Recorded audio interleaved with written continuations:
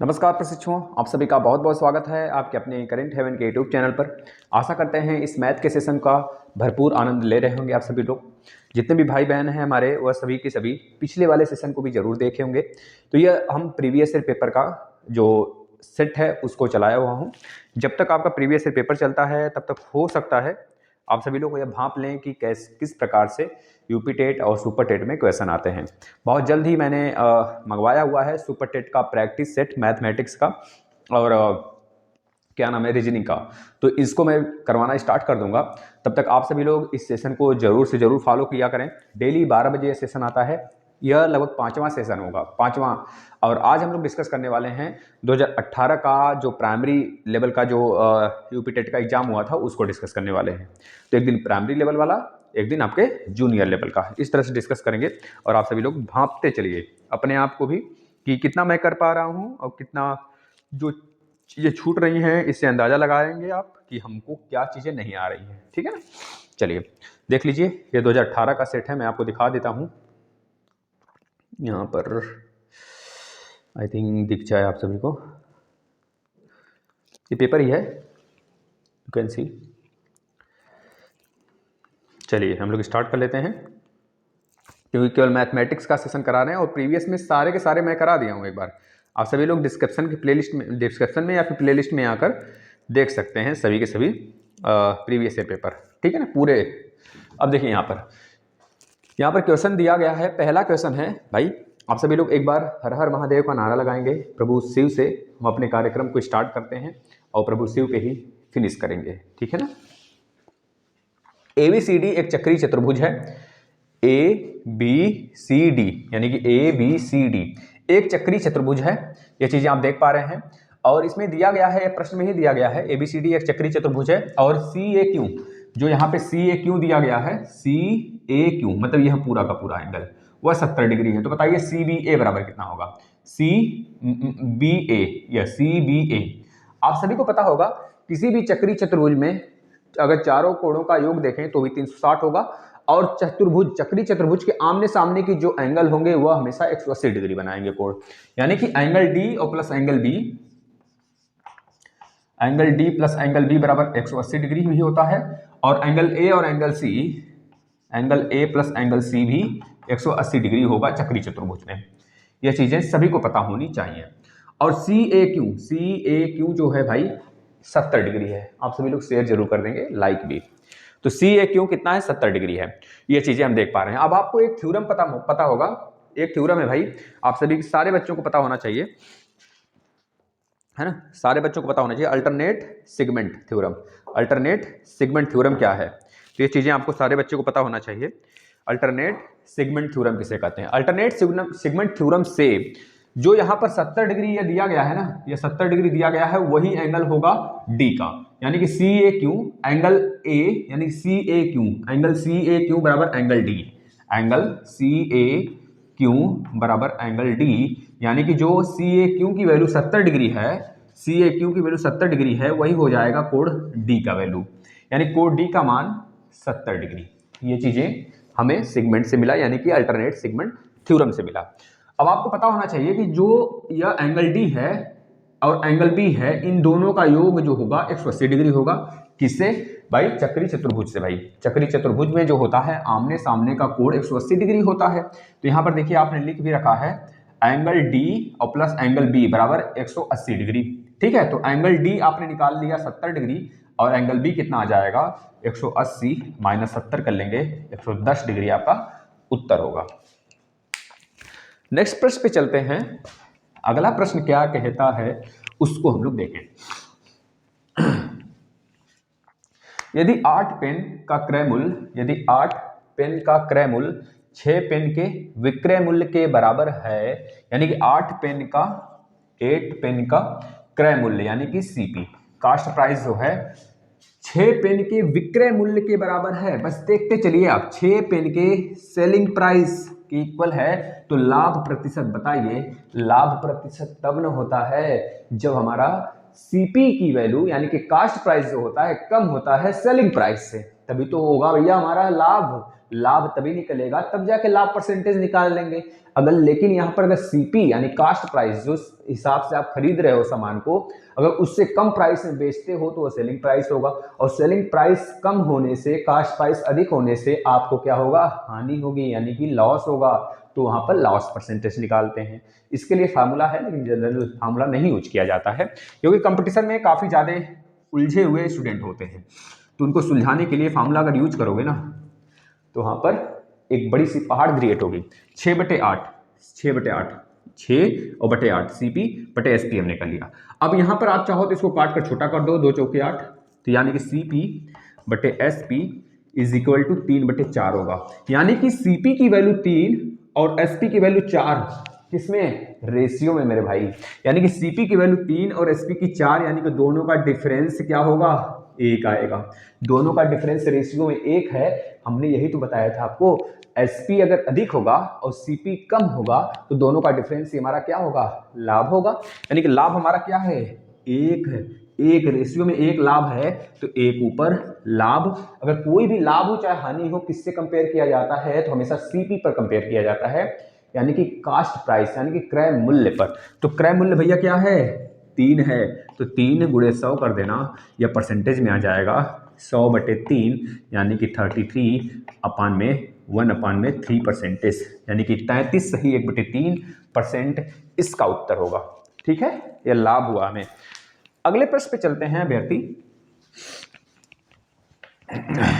देखना, निम्न में से कौन सी संख्या 3/5, इसके लिए ऑप्शन चाहिए आपको, इसके लिए ऑप्शन चाहिए, एक मिनट। हाँ, इसके लिए ऑप्शन दिया हुआ है। पहला ऑप्शन दिया है 7/10, देखना इसको ऑप्शन से ही करना पड़ेगा। 7/10 और यहाँ पे 19 में, दूसरा ऑप्शन 30, तीसरा 2/3 और चौथा 16/30। बताइएगा। निम्न में से, तीसरा क्वेश्चन देख पा रहे होंगे आप, ये वाला, निम्न में से कौन सी संख्या 3/5 और 4/5 के मध्य में स्थित है, मतलब नहीं स्थित है, नहीं है, मध्य में नहीं है। यह वाला चीज जरूर देख लेना आराम से। और देखना, इसको अगर हम ब्रेक करेंगे, 7/10 का मतलब क्या, 0.7 होता है। अब 19/30 का मतलब क्या होगा भाई, इसको जब कैंसिल करोगे, 30 से भाग लगाओगे 19 में, तो यानी कि 0.3 छक 18, 3 छक 18, मतलब 180, 190 माइनस 180 करोगे तो 10 बचेगा, फिर 3 3 9, यानी कि 0.63 आएगा। यहाँ पर 0.70, इसको काटोगे तो 3 एकम 3 है ना, 3 छक 18, 2 बचा, फिर 3 छक 18, 0.66 आ रहा है। इसको जब हम काटेंगे तो भाई बताओ, 0 और 160 के आसपास में जाओगे तो 3 × 5 = 15, 5 बार में जाएगा, फिर 10 बचेगा, फिर 3 3 9, यानी कि इसके जगह पर यह, इसके जगह पे यह देखोगे, इसके जगह पे यह, और इस वाले के जगह पे आप यह देखोगे। अब पूछा गया है 3/5 और 4/5 के बीच में कौन है, तो 5 छक 30, 0.6 और 5 8 40, 0.8। इसका मतलब यह, यानी कि 3/5 का मतलब यह वैल्यू, और 4/5 का मतलब यह वैल्यू। ये सबसे सिंपलेस्ट मेथड है मेरे भाई, इससे आप कभी गलत नहीं करोगे प्रश्न को। है तो बहुत तरीके, हजारों तरीके हैं समझाने के, लेकिन ये सबसे अच्छा तरीका है जिससे आप कभी गलत कर ही नहीं सकते, सबसे बेसिक तरीका है। और अगर थोड़े से कैलकुलेशन स्ट्रांग रहा ना, आराम से प्रश्न को हैंडल करोगे आप, और बहुत कम समय में करोगे। तो देखो, 0.6 और 0.8 के बीच में कौन सी संख्या है भाई, यह देखो क्या बीच में है, 0.6 0.8 के बीच में ही तो है, यानी कि यही उत्तर राइट होगा। लेकिन 0.6 और 0.8 के बीच में, एक मिनट, नहीं है पूछा है, कौन सा नहीं है यह पूछा है। तो 0.6 और 0.8 के बीच में यह वाला भी है भाई, देख लो, 6 3 इसके बीच में तो आएगा, 6 के बाद 3 आएगा, यानी कि यहां तक पहुंचने के लिए। और इसके बाद 0.6 भी इसी के बीच में आएगा, यानी कि कौन सा बीच में नहीं है, 0.6 से पहले ही पड़ जा रहा है यह वाला, यानी उत्तर हमारा 16/30 होगा, चौथा वाला ऑप्शन हो जाएगा। अगला उत्तर देखते हैं, मतलब अगला प्रश्न देखा जाए।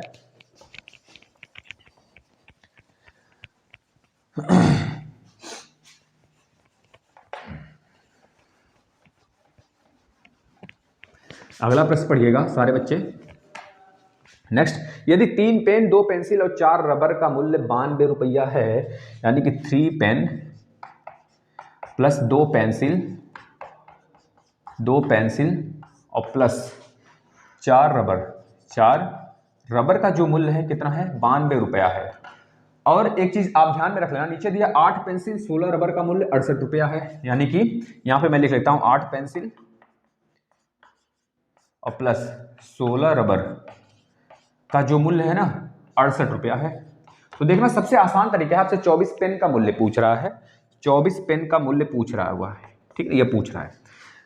8 पेंसिल 16 रबर, यहाँ पे 2 पेंसिल 4 रबर। अगर मैं एक काम कर लूँ, इसको 8 और इसको 16 बना लूँ, यानी कि इस पूरे सीरीज में हम 4 से गुणा कर दें दोनों तरफ, तो बताओ यह 4 दूनी 8 या 4 चौक के 16, यानी कि इन दोनों के प्लेस पे हम 68 रुपया रख सकते हैं ना।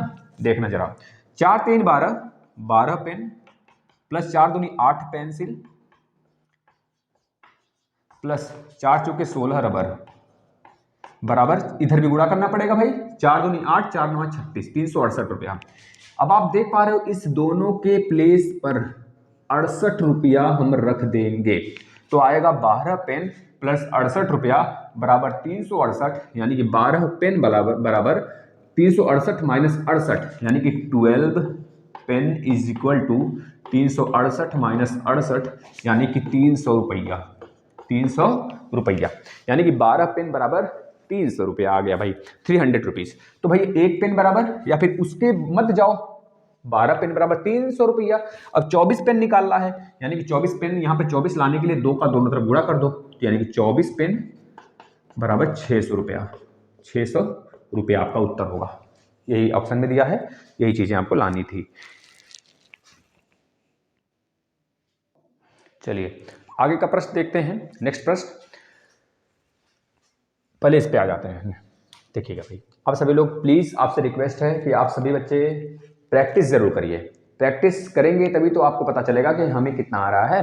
देखिए आप सभी लोग सॉल्व भी कर सकते हैं, मैं रुका हुआ हूं, आप लोग चाहो तो एक तरफ से सॉल्व करो, मैं जो कर रहा हूं उससे मैच कर लो। देखिए 8 मीटर व्यास वाले एक वृत्ताकार पार्क के अंदर 8 मीटर का व्यास वाला एक आपका वृत्त है, यह पूरा का पूरा व्यास इसका 8 मीटर का है। बोला जा रहा है पार्क के अंदर अधिकतम क्षेत्रफल का एक वर्गाकार खेल का मैदान बना है। भाई वर्गाकार खेल का मैदान मतलब कि भाई हर तरफ का भुजा बराबर होगा, हर तरफ की भुजा बराबर होगी। अब यहां पर अगर यह वर्गाकार दिया गया है तो यानी कि यहां से इस कोने से लेकर इस कोने तक, भैया हमें पता है यही तो व्यास है, यही तो बीच से होकर जाएगा, अगर बीच से होकर जाता है तो यहां पर वृत्त का केंद्र होगा, यानी कि वृत्त का व्यास बोला गया है 8 मीटर है, 8 मीटर, यानी कि यह पूरा 8 मीटर होगा। हमें बोला जा रहा है खेल के मैदान बना है, खेल के मैदान का क्षेत्रफल बताओ, मतलब इस वर्गाकार क्षेत्र, इस वर्गाकार मार्ग जो है, यह वर्गाकार पूरा का पूरा एरिया जो है उसका क्षेत्रफल निकालना है, ठीक है ना। अब हमको देखना है यह कि इसकी भुजा कैसे निकालेंगे, इसकी भुजा मिल गई तो भुजा गुणे भुजा कर देंगे, आ जाएगा भाई। अब हमें पता होता है इसकी भुजा सबकी बराबर होती है, यानी कि यह वर्ग है तो वर्ग की भुजा बराबर होती है भाई, और हमें पता है यह हमारा विकर्ण है और विकर्ण की वैल्यू 8 है। विकर्ण कब निकालते हैं, कैसे निकालते हैं, कब नहीं कैसे निकालते हैं, तो d बराबर होता है भुजा का a स्क्वायर पहला और दूसरी भुजा a स्क्वायर, यानी कि लंबाई का स्क्वायर प्लस चौड़ाई का स्क्वायर, लंबाई भी a है चौड़ाई भी a है, यानी कि 2a स्क्वायर होगा, यानी कि विकर्ण जो आएगा रूट में 2 इंटू ए आ गया, यानी कि रूट में 2 इंटू भुजा। अब भुजा की वैल्यू तो हमें नहीं पता है, लेकिन हमें विकर्ण की वैल्यू पता है, विकर्ण आप 8 लिखेंगे बराबर में रूट 2 इंटू ए होगा, ए की वैल्यू आ जाएगा 8 बटे रूट 2, 8 बटे रूट 2 को डायरेक्ट आप लिख देंगे 4 रूट 2। देखिए इतना ज्यादा टिप्पणी नहीं करना है हमें, हम यहाँ पर बता रहे हैं क्योंकि उन अभ्यर्थियों को भी साथ में लेकर चलना है हमें जो सच में कुछ नहीं जानते हैं। तो इस प्रश्न के माध्यम से कुछ सीखेंगे और बेसिक में आकर सारे के सारे लेक्चर देखेंगे, बस मेरा मकसद यह है, सभी को समझ में आएगा। यानी कि a बराबर 4 रूट 2 है, यानी कि 4 रूट में 2, तो बताओ भैया या एरिया क्या होता है वर्ग का, भुजा का स्क्वायर, यानी कि 4 रूट 2 का स्क्वायर कर दीजिए, यानी कि 4 चौके 16 रूट 2 गुणे रूट 2 यानी कि 2, 16 दूना 32, क्या आ जाएगा 32, या किस में है मीटर में है तो 32 मीटर स्क्वायर, 32 मीटर स्क्वायर आपका उत्तर होगा। लेकिन अगर सेंटीमीटर में यही चीज दिया रहता है तो ध्यान में रख लेना, आपको यहाँ पे उत्तर आया है 32 मीटर स्क्वायर, लेकिन आपको ऑप्शन में दिया गया था 32 100 मीटर स्क्वायर, 16 100 मीटर स्क्वायर, इसके बाद 400 मीटर स्क्वायर, इस तरह से दिया गया था। तो आप 32 मीटर स्क्वायर है, 1 मीटर बराबर 100 सेंटीमीटर होता है, समझ रहे हैं ना, 1 मीटर बराबर 100 सेंटीमीटर होता है, तो भाई मीटर स्क्वायर बराबर कितना होगा 100 के पावर 2, यानी कि यहाँ पर हो जाएगा 32, मतलब ऑप्शन में जो दिया गया था 32 के आगे 4 जीरो, तो 1 2 3 4 आपका उत्तर हो जाएगा, इकाई दहाई सैकड़ा हजार 10,000 लाख 3 लाख 20,000 वर्ग सेंटीमीटर। ठीक है ना, अगले प्रश्न पे चलते हैं, इसको छाप लीजिए। मतलब उस खेल के मैदान का जो क्षेत्रफल आया है कितना आया, 3,20,000 सेंटीमीटर स्क्वायर।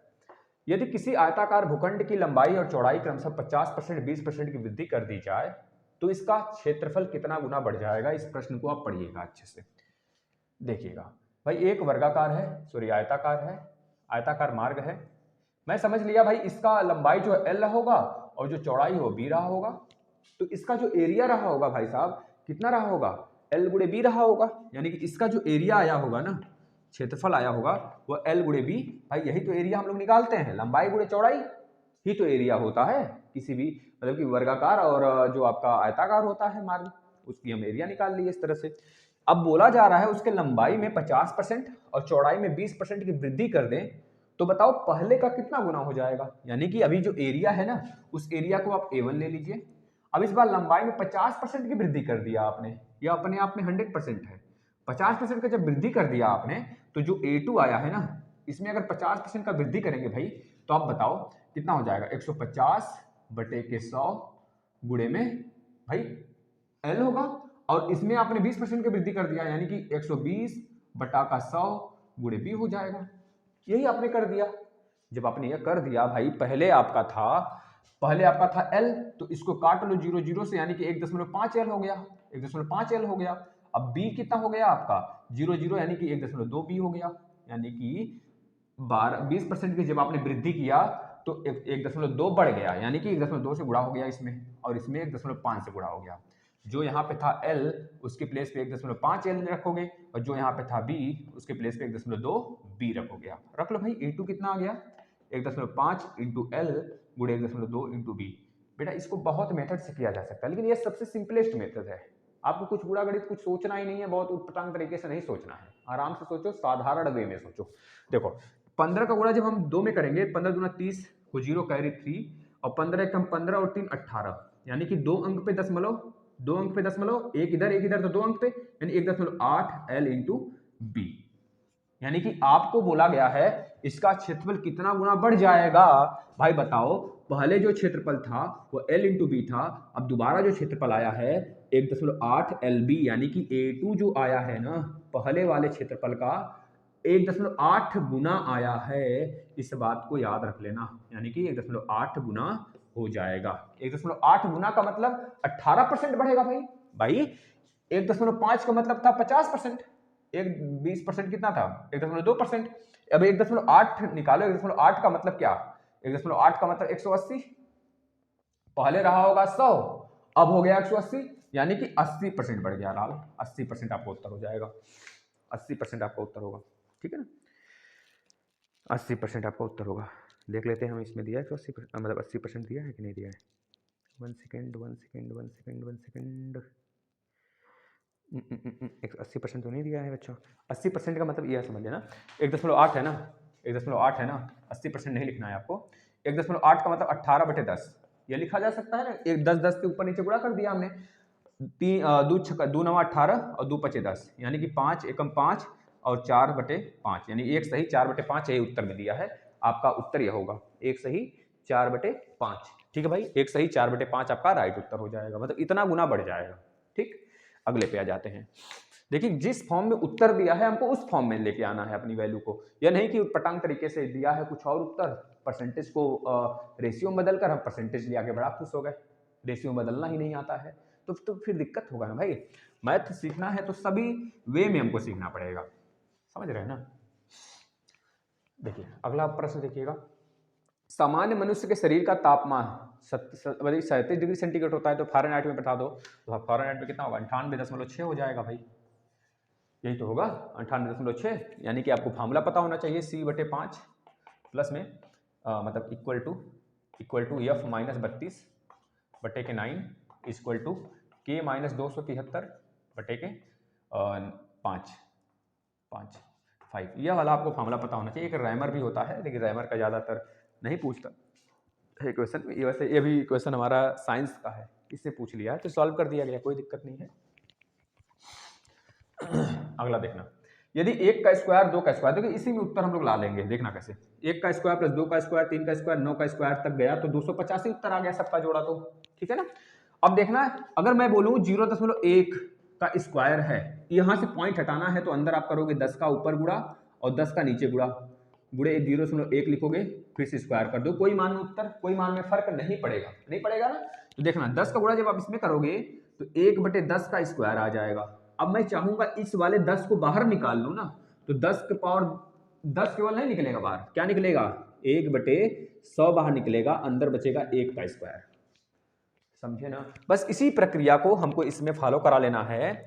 यहां पर अगर हमको गुणा कराना होगा तो 100 से ऊपर 100 से नीचे, 100 से ऊपर 100 से नीचे, जैसे मैंने 0.1 और 1 को लिया, 100 से ऊपर गुणा करा लिया और 100 से नीचे गुणा करा लिया, यहां पर आ गया स्क्वायर वाला स्क्वायर ही रहेगा भाई, उसमें कोई फर्क नहीं, फिर से काट लो, फिर से 0.11 आ गया उसका स्क्वायर, यानी कि मान में कोई परिवर्तन, कोई डिस्टरबेंस नहीं, यानी कि 100 कटेगा, फिर से भाई 0.1 इंटू 1 मतलब कि 1 का होल स्क्वायर, कोई फर्क नहीं पड़ने वाला है। यानी कि मैं कह लूं अगर 100 का इसमें गुणा करा दूं तो ये 11 बन जाएगा, नीचे 100 का स्क्वायर होगा, पहले समझ लेते हैं। अब 1/100 को अगर बाहर निकालता हूं तो 1/100 बाहर नहीं आएगा, क्या आएगा 1/1 2 3 4 जीरो आएगा, क्योंकि स्क्वायर वाला है ना, इस वजह से।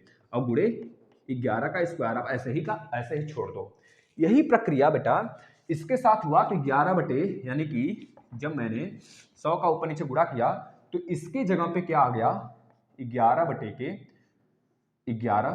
एक मिनट देखना, 11/100 का स्क्वायर प्लस इसके जगह पे आया 22/100 का स्क्वायर, इसी तरह आगे भी आ गया डॉट डॉट डॉट कहां तक 99/100 का स्क्वायर।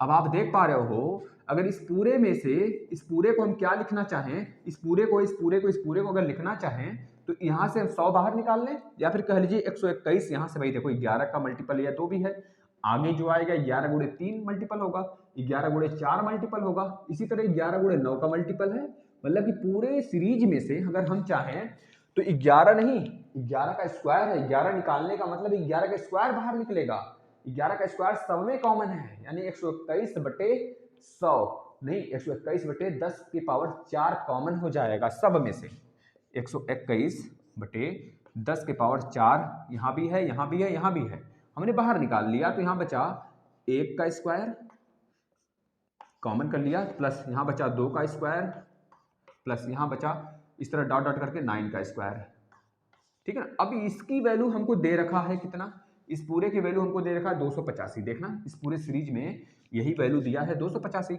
यानी कि हमारा उत्तर आएगा 121/1 2 3 4 0 गुणे 285 कर लेना, बस काट पीट लेना, आ जाएगा उत्तर 285 है, 285 ठीक, काटना गुणा कर लीजिए, 121 का इसमें गुणा कर लेंगे तो कितना आ जाएगा देख लेते हैं, इसको इरेज कर देता हूं ऊपर वाले को,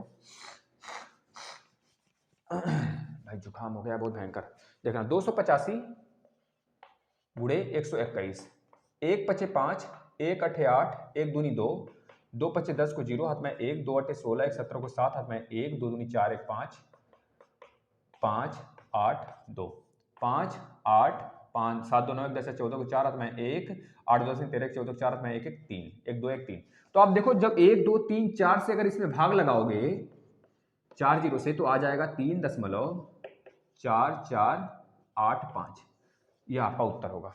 पता है एक करामात की मैं बात बताऊं, जिसका मैं पेपर सॉल्व करा रहा हूं ना, जिस भी प्रशिक्षु ने इस पेपर को दिया था 2018 वाले में, उसका मैथ में सब गलत था, कमाल की बात मैं बता रहा हूं, सच में शायद वो पहली बार दे रहे होंगे, मुझे पता नहीं है कौन है, लेकिन मैंने इनका आंसर की भी मिलाया और इनका सारा का सारा मैथ में गलत था, सारा एक भी प्रश्न नहीं सही था, है ना, एक भी प्रश्न नहीं सही था। तो मैंने सोचा कि भाई ये तो मैं सॉल्व कर रहा हूँ, क्यों गलत आ रहा है, मुझे लगा कि एक सही उत्तर लगाया गया, सब पे टिक लगा था, लेकिन जब आंसर की मिलाने लगा सबका सब गलत था।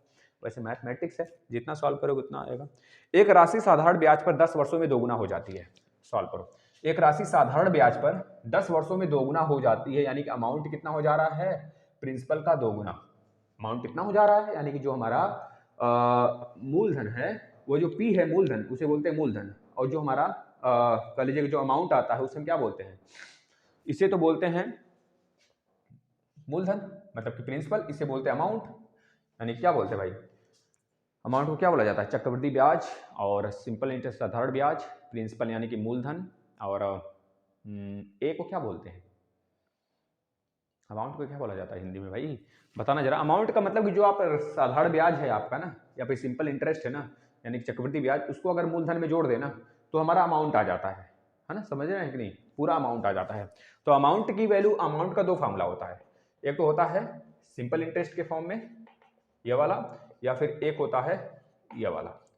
दोनों सेम एक तरह से देखें तो दोनों में ब्याज अलग अलग है।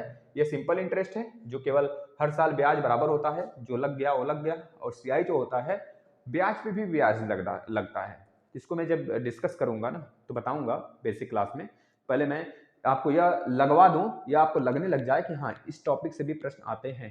ठीक है भाई, आपका जो क्या बोलते हैं, मतलब कि आपका जो देखने का स्पीड है ना, संख्याएं जो है ना वो कम होती जा रही हैं, पता नहीं क्यों। सुपर टेट देना है कि नहीं देना है आप सभी को? चलिए, शायद अभी सीटेट चल रहा है इस वजह से आप लोग नहीं देख रहे होगे ना। चलिए कोई बात नहीं, मैं दे देता हूं, बाद में आप देखोगे। 10 वर्षों में दोगुना हो जाता है, यानी कि 10 वर्षों में दोगुना हो जाता है तो पहले 2p, पहले क्या था, पहले रहा होगा p प्रिंसिपल, और ब्याज r रहा होगा, समय t रहा होगा बटे 100, तो दोगुना हो गया यानी कि 2p हो गया। 2p में से p माइनस करेंगे तो p आ जाएगा साधारण ब्याज। अब कितने साल भैया? 10 वर्षों में, यानी कि t की वैल्यू क्या रख दोगे आप यहाँ पे? 10 रख दोगे, तो p से p चला गया, r की वैल्यू कितनी आ जाएगी? 10%। अब बोला जा रहा है आगे कि इसी रेट के अनुसार, इसी रेट पर कितने समय बाद ब्याज जो है 3 गुना हो जाएगा। जब ब्याज 3 गुना होगा यानी कि सिंपल इंटरेस्ट 2p हो जाएगा। सिंपल इंटरेस्ट 2p होगा, p ब्याज r, समय कितना लगेगा यह बता देना है, बता दो। p से p चला गया, 0 से 0 चला गया, यानी कि समय 20 वर्ष लगेगा। 20 वर्ष बाद क्या होगा? उसका ब्याज यानी कि उसका जो मूलधन है ना वो 3 गुना हो जाएगा, और जो ब्याज है ना वो 2 गुना हो जाएगा प्रिंसिपल का। ठीक है ना यह चीज। चलिए अगले प्रश्न पे आते हैं हम लोग, फटाफट इसको आप छाप लीजिए। चलिएगा, अब यहाँ पर 1 2 3 4 5 6 7 8 प्रश्नों के साथ आ गए। अभी तक हम लोग 5 और 4 यानी कि लगभग 10 क्वेश्चन हम लोग सॉल्व कर लिए। अब इसके बाद एक बोर्ड और लिखेंगे, इसके बाद कहानी खत्म। अब देखना जरा इस प्रश्न को, देखिए कितना सादा, मतलब कि लग रहा है कॉम्प्लिकेटेड है, सॉल्व कैसे होगा, बहुत ज्यादा कैलकुलेशन है, लेकिन कैलकुलेशन नथिंग है। देखना जरा सा, यह जो दिया है ना 1 1 1 4 बार, 3 बार, 2 बार, 1 बार, इसको एक तरफ कर लो, यानी कि 1 1 1 1। ऐसे प्रश्न में इसी प्रकार से किया जाता है जिस प्रकार से हम बता रहे हैं। यहाँ पर 11 है तो 11 को उसके नीचे, मतलब 111 को, फिर इसके बाद 11 को उसके नीचे, फिर 1 को उसके नीचे लिखकर ऐड कर दीजिए। जब जोड़ेंगे तो 1 1 1 कितना आ गया? 4 आ गया, यहाँ पर 3 आ गया, यहाँ पर 2 आ गया, यहाँ पर 1 आ गया। ठीक, अब देखना यह 4 बार 1/2, फिर 1/2, फिर 1/2, फिर 1/2। यह कंपटीशन के एग्जाम में सॉल्व करने का तरीका मैं बता रहा हूं आपको। 4 बार 1/2 है, 4 बार 1/2 है, यानी कि 2 बार 1/2, 2 आधा मिलकर 1 बनाता है और 4 आधा मिलकर 2 बनाएगा, यानी कि +2 कर देना है बस इसमें। यानी कि इतना में आपका उत्तर हो गया 1 2 3 6, आपका राइट आंसर होगा। इसको जरा देखना, a.b = a² + b² - 2ab, यानी कि साफ साफ क्यों नहीं बोल देता a - b का होल स्क्वायर है, साफ साफ बोल देता भाई, तो भाई सही है, a - b का होल स्क्वायर है भाई, साफ साफ बोल देता। तो वही चीज यहाँ पर लगा देते हैं, a - b। एक चीज दिमाग में सुन लेना, अपने अपने दिमाग में बैठा लेना, इसको घर कर लेना, चाहे 1 - 2 बोले, चाहे वह 2 - 1 बोले, दोनों का मतलब बराबर होता है। 1 - 2 यानी कि -1 का स्क्वायर 1, 2 - 1 यानी 1 का स्क्वायर 1। ठीक है, इसी प्रकार से चाहे आप 9 - 10 का होल स्क्वायर करिए, चाहे 10 - 9 का होल स्क्वायर करिए, आना तो है एक ही बच्चा, है ना। 10 - 9 का आप होल स्क्वायर कर लेंगे तो 1 का स्क्वायर आएगा 1 आएगा। ठीक है भाई, इन दोनों प्रश्नों को आप छापेंगे और अपने से प्रैक्टिस करने का जरूर से प्रयास कर रहे होंगे, हम यही आशा करते हैं आपसे। बीच में अगर हारने लग जाओ और सब्र का बाण टूटने लग जाए कि अब मुझसे नहीं होगा मैथ, तो एक बार अपने गिरेबान में झांकना, गिरेबान का मतलब नेगेटिव मत लेना, पॉजिटिव लेना, उसमें झांकना और कहना अरे मुझे तो अभी सुपर टेट निकालना है, यूपी टेट निकालना है, मैं इतनी छोटी छोटी मैथ से हार रहा हूँ ना, मैं मैथ से नहीं हारूंगा, मैं इसको प्रैक्टिस करूंगा, practice practice is the man perfect. बेटा सिर्फ प्रैक्टिस करना है आपको, यही मैं करा रहा हूँ आपको। बेसिक तो मैं दे दिया हूँ, फिर बेसिक स्टार्ट करूँगा। कम से कम 20-25 लेक्चर हो जाए ना, तो फिर से math basic, EVS basic, Hindi basic फिर से मैं स्टार्ट करूँगा। लेकिन ये सारे सब्जेक्ट मैंने बेसिक दे दिया है। प्लेलिस्ट में देखना, इसके डिस्कशन में देखना, टेलीग्राम पे भी जुड़ जाना आप। 240 अंकों की एक परीक्षा में किसी परीक्षार्थी ने 52 अंक अर्जित किया, तो पाई आलेख में संगत कोण हमेशा याद रखना 360 डिग्री के बराबर होता है। यानी कि 240 अंक में अगर 52 अंक पाया होता, सिर्फ परसेंटेज पूछता, तो हम क्या करते, 52 को ऊपर लिखते, और 240 में से 52 पाया गया है तो हम गुणा 100 कर देते। लेकिन यहाँ पे कोण की बात कर रहा है ना, संगत कोण पाई वाला चार्ट आपने देखा होगा इस प्रकार से, तो टोटल कितने डिग्री का कोण बनेगा अंदर, 360 डिग्री का बनेगा भाई पूरे गोला में। तो यहाँ पे 100 ना लिखकर आप 360 से गुणा करा दोगे, 360 से, बस सॉल्व कर लीजिए इसको, ये उत्तर होगा।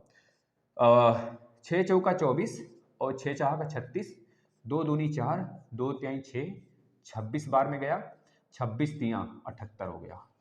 ठीक है, 78 डिग्री आपका उत्तर होगा। ठीक है, दूसरा मतलब नेक्स्ट प्रश्न पे चलते हैं। यदि P का P% 36 हो तो P बराबर होगा, यदि P का मतलब गुणा P का P% 36 है, P% 36 है, तो परसेंट का मतलब नीचे 100, P गुणे P बटे के 100 बराबर 36, तो P इंटू P का स्क्वायर 100 का गुणा 3600।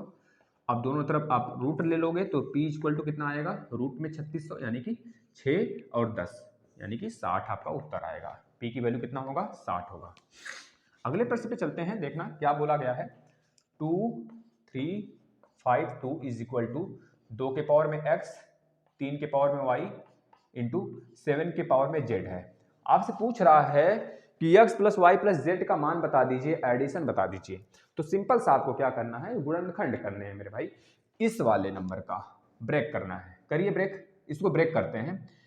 अपने तरीके से आप करिए, मैं अपने तरीके से करता हूं, देखते हैं कौन जल्दी कर लेता। भाई आप जल्दी हो जाओगे तो मुझे बहुत खुशी होगी।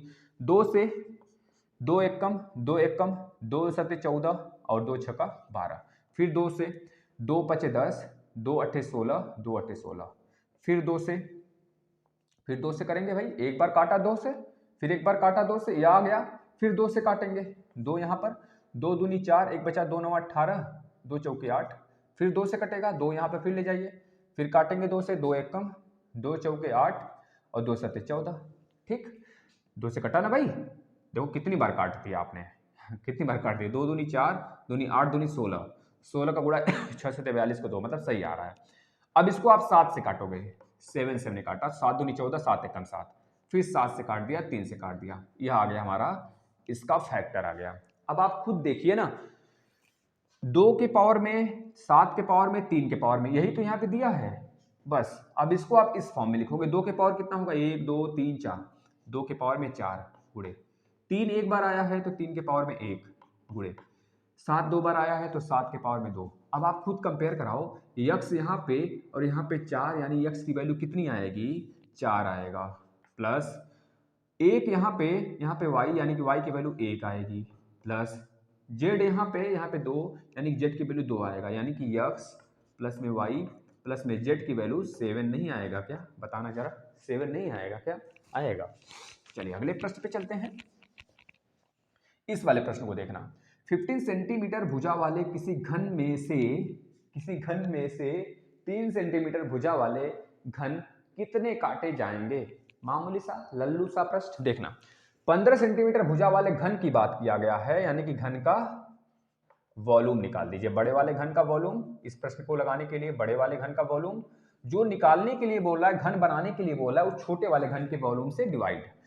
कितने कितने माप का, 3 गुणे 3 गुणे 3, 3 पचे 15, 3 पचे 15, 3 पचे 15, 5 का क्यूब यानी 125 आपका उत्तर होगा। 125 घन बनाए जा सकते हैं 15 सेंटीमीटर घन वाले बॉक्स से। 3 सेंटीमीटर घन वाले बॉक्स कितने बनाए जा सकते हैं, तो 125 बनाए जा सकते हैं। ठीक है, नेक्स्ट प्रश्न पे चलते हैं।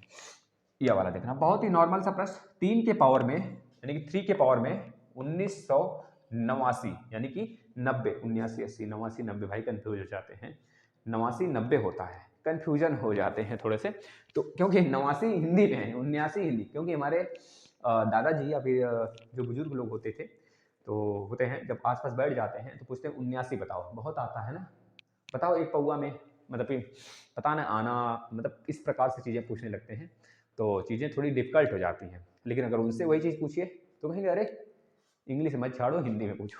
अगर हिंदी में पूछने लगे तो फिर फंस जाओगे बेटा, है ना। इस तरह से बहुत सारी चीज़ें वो पूछते हैं जो उनके ज़माने चलता था पूछते हैं, लेकिन अगर थोड़ा सा दिमाग से सोचोगे ना वो चीज़ें बता ले जाओगे आप। देखना अब इतने को बोल रहा है ना, इस पूरे को बोल रहा है किससे भाग लगा लो, 7 से, और शेषफल बता दो।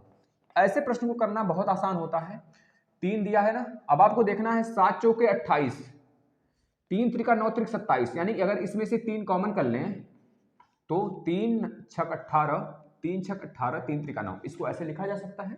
पावर के पावर का मल्टीप्लाई होता है, पावर के पावर में होता है गुणा करेंगे, फिर से गुणा करोगे यही आ जाएगा, बटे 7 कर लेना। 3 त्रिका 9 त्रिक 27, अंदर कितना आ गया 27 के पावर में 6 6 3 आ गया, बटे 7 कर लेना। 27 का मतलब क्या, 28 माइनस 1, 28 माइनस 1, 28 माइनस 1 के पावर में 6 6 3 बटे 7। अब 7 चौके 28, ये वाला पोर्शन तो कट जाएगा, लेकिन बचेगा -1, यानी कि -1 के पावर में, -1 के पावर में 6 6 3 बटे के 7।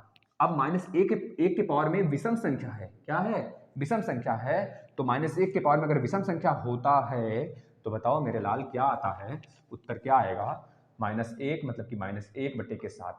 अब किसी का भागफल मतलब शेषफल -1 थोड़े होता है, अगर 7 से -1 का भाग लगाओगे ना तो याद रखना जब ऊपर माइनस आता है तो आपका उत्तर होगा 7 - 1, यानी नीचे वाले में से माइनस कर देंगे, 6 आपका उत्तर हो जाएगा। यानी इसका शेषफल क्या होगा, अगर भाग करेंगे इतने में 7 का तो शेषफल 6 आएगा। शेषफल वाला मैंने लेक्चर डाला हुआ है, बेसिक क्लास आप देखोगे तो देख लेना, नहीं तो कहीं फिर से बताऊंगा। अब देखना इस सबसे बहुत ही आसान प्रश्न है, लेकिन थोड़ा सोचना पड़ेगा आपको, बेसिक नहीं पढ़े रहोगे तो नहीं कर पाओगे ऐसे प्रश्न को। है कौड़ी सा प्रश्न, मतलब कि मामूली सा प्रश्न बेटा। सबसे छोटी ऋणोत्तर अभाज्य पूर्णांक पूछा गया है आपसे, बता देना उत्तर दो। यह मत पूछना कहाँ से आया, क्योंकि मैंने बेसिक में कराया है और फिर से बेसिक कराऊंगा तो फिर से बताऊंगा, ठीक है। इस प्रश्न को आप छाप लीजिए और खुद से प्रैक्टिस करिए। चलिए आते हैं नेक्स्ट पर, देखिएगा। यदि यक्स, पहले इस वाले प्रश्न को कर लेते हैं, इस साइड जो लिखा है, देखिए बहुत नॉर्मल सा प्रश्न है यह, जिसमें हमने ऑप्शन भी दे रखा है आपको, ठीक है। और लास्ट में आप उत्तर जरूर बताएंगे कितने प्रश्न आपके सही हैं, कितने हमने कराए हैं, ठीक है। लगभग 25-30 हो ही जाएंगे, 30 हो जाएंगे पूरे के पूरे। 2 प्रश्न हमने छोड़ा है क्योंकि वो थोड़ा से थ्योरेटिकल प्रश्न है, तो थ्योरेटिकल करोगे तो उसको कराएंगे, ठीक। 1 से 10 तक की सभी प्राकृतिक संख्याओं से विभाजित होने वाली सबसे छोटी संख्या होगी। देखिए 1 से 10 तक की सभी प्राकृतिक संख्याओं से विभाजित होने वाली इन्हीं चारों में से बस ढूंढना है हमें। तो बताओ क्या यह 1 से लेकर 10 तक के सभी अंक से कट सकता है, बताओ कट सकता है। क्यों नहीं कट सकता, क्योंकि भाई 3 के टेबल में तो 1 आता ही नहीं है, हमें पता है 3 से कटने का विभाजकता का रूल क्या है, और 9 से विभाजकता का रूल 4 से 6 से, यानी 3 से नहीं कटेगा, तो मतलब 1 से 10 तक के अंदर वाली संख्याओं से पूरी तरीके से नहीं कटा, सभी संख्या से कटनी चाहिए। बताओ ये भी नहीं कटेगा भाई 3 से, तो मतलब ये भी नहीं कटा। बताओ भाई 5 4 9, तो ठीक है भाई, क्या यह 7 से कटेगा, 7 से 49, 7 दूनी 14 कट जाएगा। क्या यह 3 से कटेगा, 5 4 9 3 से भी कटेगा। 6 से कटेगा क्या, 6 से कटने का रूल क्या है, जो 2 और 3 से दोनों से कट जाए। भाई 2 से कट ही रहा है, 3 से भी कट रहा है, तो मतलब 6 से भी कट जाएगा। 4 से कटने का रूल क्या है, जिसके लास्ट की दोनों संख्याएं कट जाएं वो पूरी संख्या 4 से कट जाएगी, यानी लास्ट की 2 संख्याएं 40 तो कट ही रहा है, मतलब ये पूरी संख्या कट जाएगी। 4 के बाद 5, 5 8 40, 5 से भी कटेगा, मतलब 1 से कट सकता है, 2 से भी, 3 से भी, 4 से भी, 5 से भी, और 6 से चेक करते हैं। 6 से भी कटेगा, 2 और 3 से कट रहा है, तो 7 से भी कट गया। 8 से कटने का क्या रूल है, लास्ट की 3 संख्याएं अगर 8 से कटती हैं तो पूरी संख्या चाहे जितनी बड़ी हो वो 8 से कट जाएगा। तो कट रहा है भाई 0 4 0, 8 से भी कट रहा है, 8 5 40, मतलब हो गया। 9 से भी कट रहा है, 10 से तो कट ही रहा, उत्तर आपका बी उत्तर राइट है। बस अब इसको चेक करने का तरीका देखिए, 5 2 7 2 9, पहले 7 से काट लो, 7 3 21 बचा 4, 7 6 42, भाई 7 से भी कट गया। और 8 से कटने का रूल क्या है, 3 संख्याएं लास्ट वाली कटनी चाहिए, 8 से काटो, 8 के 8 8 दूनी 16, 8 1 24, 8 6 32, 8 5 40, 8 6 48, 48, और भाई 8 से भी कट गया है, तो यही हो जाएगा। क्या सबसे छोटी पूछा है ना, हो सकता है ये भी हो जाए। 8 से भी कट गया, देखिए 1 से कटा, 2 से भी कटा, 3 से, 5 2 7 2 9, 3 से भी कटा, 4 से भी कटा, क्योंकि 2 अंक लास्ट वाले कटने चाहिए, तब 4 से कटेगा, 4 से भी कट गया। 5 से भी कटेगा, क्योंकि 0 और 5 आने चाहिए जिसके लास्ट में, 5 से कटेगा। 5 के बाद 6 से भी कटेगा, क्योंकि 2 और 3 से कट रहा है, तो 6 से भी कटेगा। 7 से भी कट रहा था, हमने अभी चेक किया, 7 में 21, 4 बचा तो 7 6 42, 8 से भी कट रहा था तो हमने चेक किया 9 से कट रहा है कि नहीं, 5 2 7 दोनों भाई 9 से भी कट रहा है, मतलब यह उत्तर हमारा राइट होगा भाई, यह वाला नहीं होगा क्योंकि छोटी पूछा है। देखो यह भी कट रहा था, यह भी कट रहा था, लेकिन यह छोटी है इस वाले से, तो ये उत्तर यह सही होगा। ठीक, चलिए अगले प्रश्न पे आ जाते हैं। 4/8/2017 को शुक्रवार है, तो 61 दिन बाद कौन सा दिन होगा? इस दिन से 61 दिन बाद, यानी 4 तारीख 8वां महीना 2017 को शुक्रवार था। कैलेंडर में उठाओगे, सही होगा कि नहीं सही होगा हमसे नहीं मतलब है, हमसे सिर्फ इतना मतलब है जो दिया गया है, यानी 61 दिन बाद है। 61 को 7 से भाग लगा दो तो 7 जितना शेषफल बचेगा बताना। 7 से 49, 7 8 56, 7 9 63, 60 8 56, 56 4 1 5, 5 शेषफल बचा, तो भाई शुक्रवार में 5 जोड़ना, 5 जोड़ना। शुक्रवार के बाद शनिवार, रविवार, सोमवार, मंगलवार, बुधवार, बुधवार आपका उत्तर होगा, वेडनेसडे, बुधवार। ठीक है ना, ऐसे लगाते हैं प्रश्न को। अगले पे चलते हैं।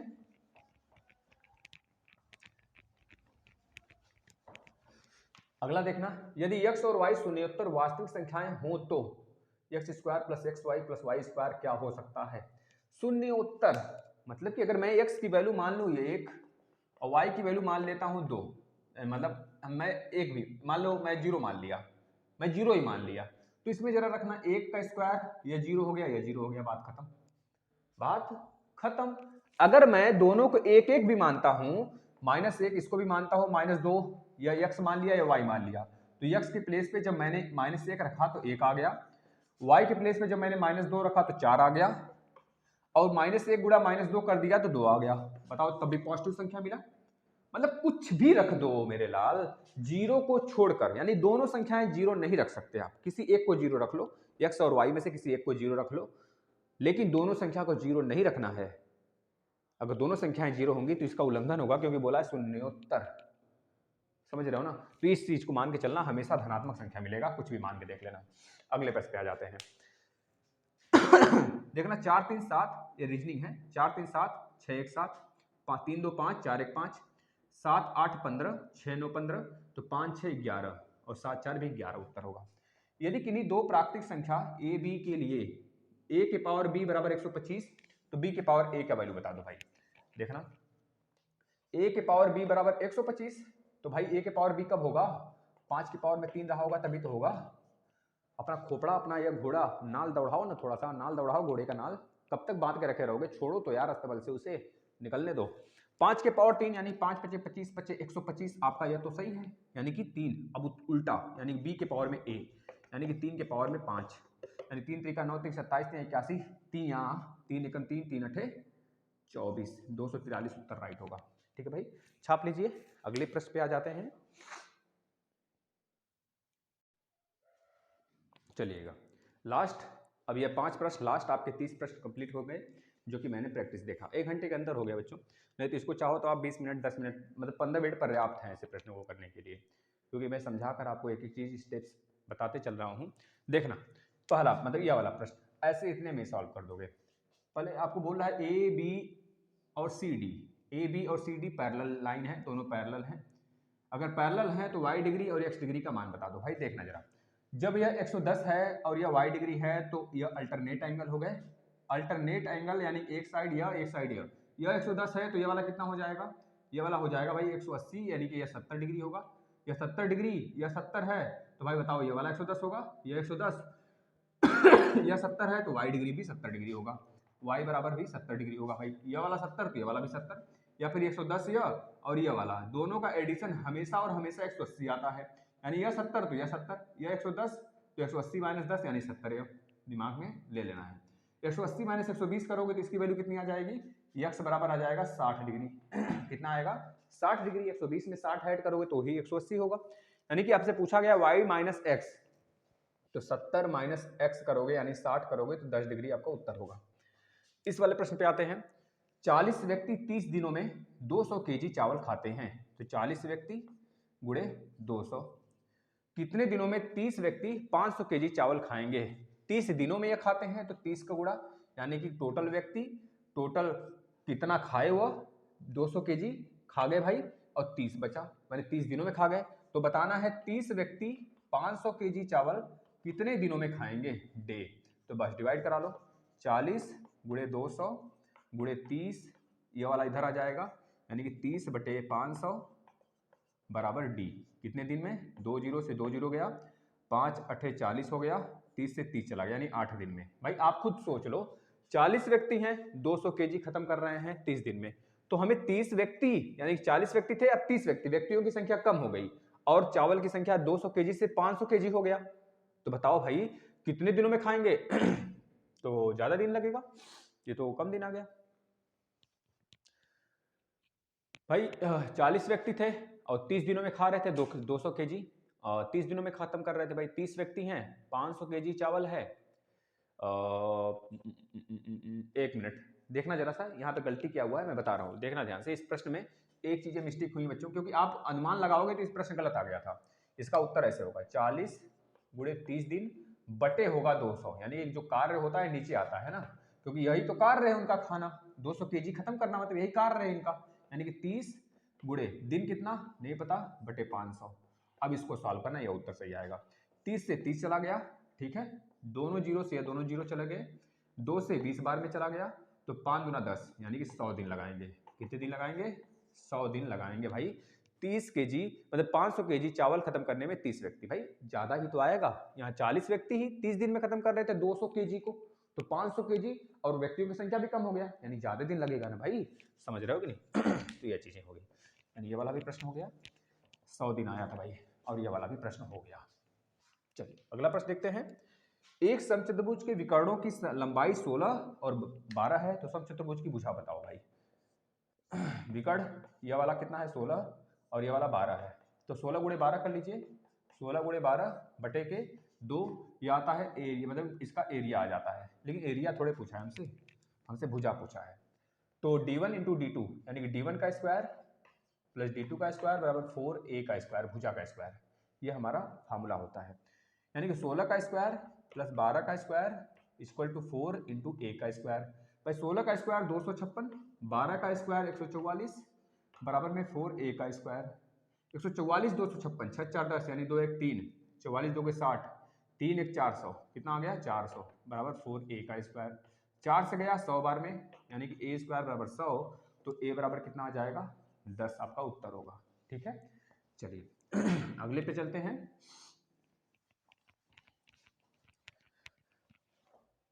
यदि किसी दुकानदार को एक वस्तु को 390 रुपए में बेचने पर 20% का लाभ होता है, 20% का लाभ होता है, यानी कि 120 के बराबर 390 है, तो 100 के बराबर कितना होगा वही पूछ रहा है। 390 गुणे 100 बटे के 120 कर लेना, 0 0 से, और 3 चौके 12, 3 एकम 3 त्रिका 9, 4 2 दूनी 4, और ये 5 बार में इसको काटना 130 को 2 से, तो 2 छक्का 12, 2 पचे 10, गुणा कर लेना, उत्तर आ गया। 5 पचे 25 को 5 हाथ में 2, 5 छक 30, 2 32, यानी 325 रुपया उसका कास्ट प्राइस रहा होगा।